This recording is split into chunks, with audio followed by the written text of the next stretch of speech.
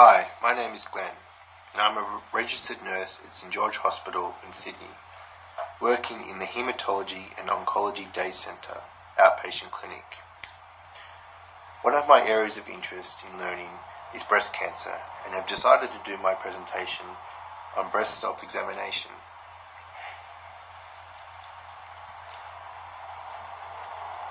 For my case study, I have selected a 38-year-old woman who has been diagnosed with breast cancer. At the same time of her diagnosis, she was 20 weeks pregnant. The patient had no significant medical history and no family history of breast cancer. The patient noticed a small lesion on her right breast and originally put it down to pregnancy-related breast changes.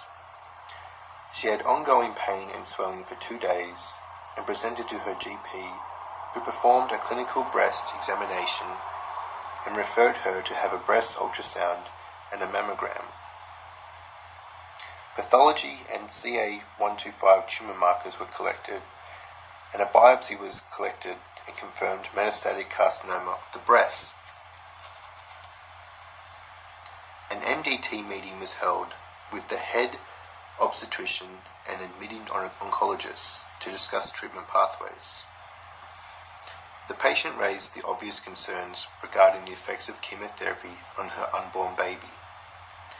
In conjunction with a genetic counsellor and an obstetrician, the patient was reassured that the chemotherapy protocol selected would not harm the fetus and was relatively safe during the second and third trimester of pregnancy.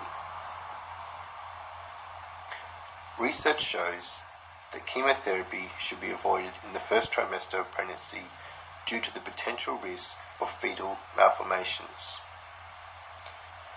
Research also showed that chemotherapies such as anthracyclines and taxanes are safe during second and third trimester, with the recommendation of regular maternal and fetal cardiac monitoring to avoid complications and fetal demise. It was decided that the patient would commence 4 cycles of doxorubicin and cyclophosphamide as per the FAQ protocol, followed by a further 12 cycles of paclitaxel after she had given birth. After the 4 cycles of AC had been administered and completed, the patient had gone in induction of labour and progressed to a normal vaginal birth to a healthy male infant. The patient will undergo a double mastectomy once the 12 cycles of paclitaxel are completed. For my presentation, I decided to focus on breast self-examination. This presentation will focus on the common signs to look for when performing a breast self-examination, how often to perform a breast self-examination, other changes that occur with breast, and how to actually perform a breast self-examination. Breast cancer is the abnormal growth of cells lining the breast lobules or ducts.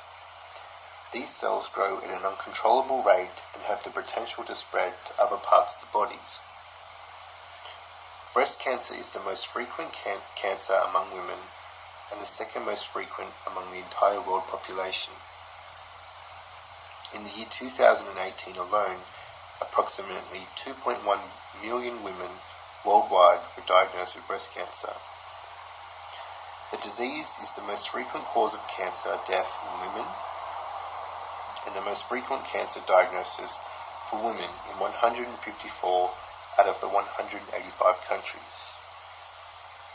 In Australia, the 5-year survival rate has increased from 72% between the years of 1982 to 1987 to 91% in the years of 2009 and 2018. At the current date, 1 in 8 women will be diagnosed with breast cancer in their lifetime. A breast self-examination is a technique which allows a person to examine his or her breast tissue for any visual or physical changes that may be occurring. Regular examinations of breasts are important and can often play a vital role in the early detection of breast cancer. Both women and men should perform a breast self-examination at least once a month at the age of 18. If changes of the breast occur or are noticed, don't panic. Some changes are normal, but should always be reviewed by a doctor or nurse who can perform a clinical examination. The common signs and symptoms of breast cancer to be aware of whilst performing a breast self-examination are as follows. A lump or breast tissue thickening, especially if it's noticed in one breast. Changes in the shape or size of the breast. Swelling or discomfort of breast or armpit. Growing veins. Developing skin sores. Changes in nipple appearance, including skin changes, shape changes, crusting development, inverted nipples, clear or bloody discharge, redness or inflamed nipples, or itchy nipples. Common signs also to look for are changes in skin of breast tissue, including developing indentation or dimpling, a rash, scaly appearance, or redness or other colour changes. Men and women should be aware that not all breast changes are secondary to breast cancer and that it is normal for breasts to change. Common causes include menstrual changes, which include women's breasts to swell before and during their periods. Cysts, which are basically fluid-like filled sacs that are often mistaken for lumps. Women can often have more than one lump. Mastitis, which is a breast infection and occurs when skin overlaying the nipple is irritated, causing bacteria to enter and infect the breast. Most common in breastfeeding women, however, can occur at any time. It causes swelling, redness, and tenderness, and often leads to fever. Ductal hyperplasia is an overgrowth of normal tissue and can be often a risk in developing breast cancer. It is recommended that women with ductal hyperplasia have annual mammograms and clinical breast examinations. Although most breast changes are not serious, it is best to contact your healthcare provider if any changes are noticed that isn't related to your own normal pattern. Now I will go through the basic steps to perform a breast self-examination.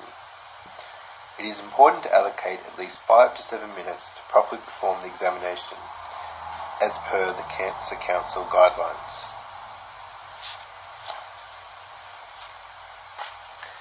Begin your examination in front of the mirror with your shoulders straight and your arms on your hips, bending forwards and backwards. Look for any unusual shape, size and colour. View both nipples for any changes in position or indentation. Now raise your arms above your head and look for any signs of fluid leakage or discharge. This could be a milky appearance or even a red and yellow discharge, and sometimes even bloody appearance. Feel your breasts while laying down, using your right hand to feel your left breast and your left hand to feel your right breast.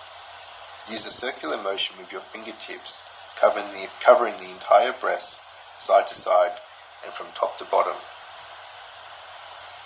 Use light, medium and firm pressure to ensure the deep tissue of the breast is thoroughly examined. Finally, it is important to feel your breasts while standing. This can be performed in the shower. Cover your breasts using the same movements as you used when laying down. Be sure to feel and cover from the sternum to the armpit on each breast, and below the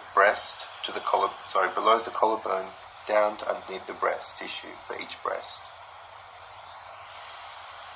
On a side note, it is important to form a monthly BSE at the end of your menstrual cycle, as breasts are likely to be swollen or sore due to PMS symptoms.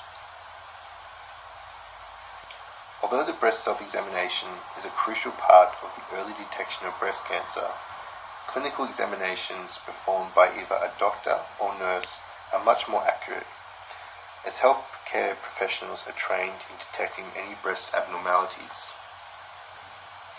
It is also important for women to have regular radiographic screenings that can find cancer at any early stage.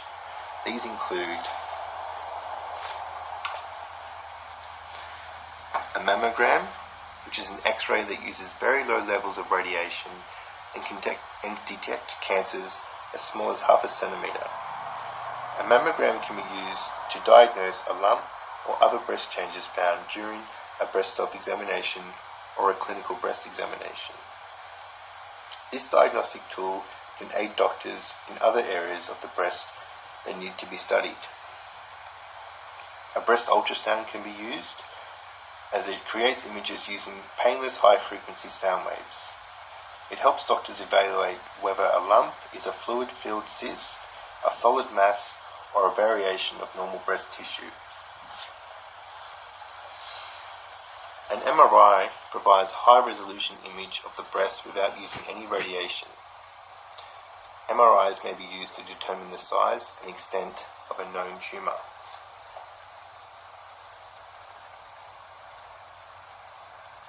A biopsy is often the next step when a mammogram or ultrasound suggests irregular abnormalities. During a biopsy, a doctor removes a sample of the tissue from the affected breast area, and a pathologist then evaluates the cells under a microscope to see if cancer is present. The national recommendation for prevention and screening of breast cancer is that all women between the ages of 50 to 74 undergo a mammogram every 2 years, as early detection by mammogram can decrease the risk of death by 25%. Women who have a family history of a first-degree relative who has been diagnosed with breast cancer before the age of 50 are advised to undergo annual mammograms from the age of 40. The Cancer Council of Australia advise women of all ages to perform monthly examinations of their breasts, and these factors have shown the significance of early detection of breast cancer in the overall prognosis. In the next slide, we can see the stages of breast cancer and how each stage of cancer becomes progressively worse. As the stages increase, the 5-year survival rate begins to decrease. We can see by stage 2, the lymph nodes have already become affected by cancer, and by stage 3, the cancer has reached the surrounding muscles. By stage 4, the cancer has spread outside the breast area and has the potential to spread to any part of the body. The tumor size will now appear to be larger than the 5 centimeters and will now drop, and the 5-year survival rate will now drop to 20%. This expresses the importance of monthly routine breast self-examinations and regular mammograms, detecting breast cancer early and preventing further development of cancer cells and metastases.